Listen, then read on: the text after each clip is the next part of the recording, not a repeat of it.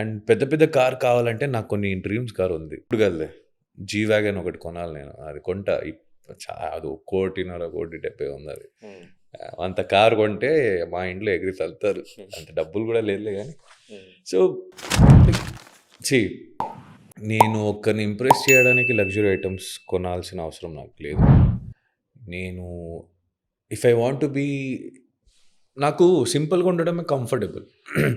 Loose fit T shirts లేదా loose fit pant వేసుకుని, ఒక స్నీకర్ వేసుకుని, ఒక వాచ్ వేసుకుని, simple. I want to be comfortable. నేను పక్కన వాళ్ళని ఇంప్రెస్ చేయడానికి, వీళ్ళ వాళ్ళని ఇంప్రెస్ చేయడానికి నేను కష్టపడి సంపాదించి డబ్బులు ఎందుకు పోగొట్టుకోవాలి?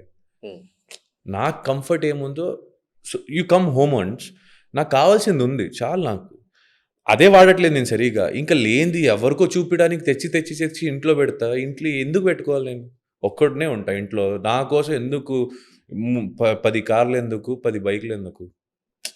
కొంటా కానీ హ్యావ్ లిటిల్ క్రేజ్. నాకు యాంటిక్ కార్స్, వింటేజ్ కార్స్ అంటే బైక్స్, కార్స్, దాని మీద ఇంట్రెస్ట్ ఎక్కువ. కాంటెసా, అంబాసిడర్ కాంటెసా, జిప్సీ, రాజ్దూత్, అలాంటిది కొన్ని ఇష్టం. అదే ఇప్పుడు కాస్ట్ ఎక్కువ అనుకుంటా అన్నిటికంటే.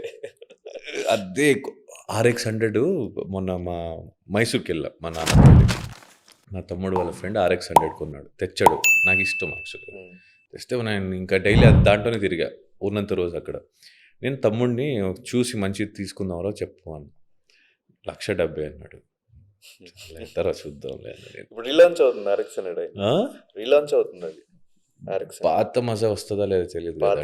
మేబీ రాకపోవచ్చు. పాతది సౌండ్ ఇప్పుడు నాకు తెలిసి అది రాదు మళ్ళీ. సో అందుకే వింటేజ్ వెహికల్స్ చూస్తాను నేను.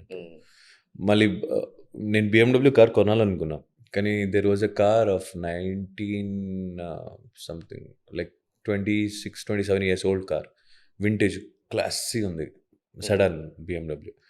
20 లక్షలు పెట్టాడు. కొత్తదే వస్తుంది, డౌన్ పేమెంట్ కడితే. అలా ఐ లైక్ వింటేజెస్.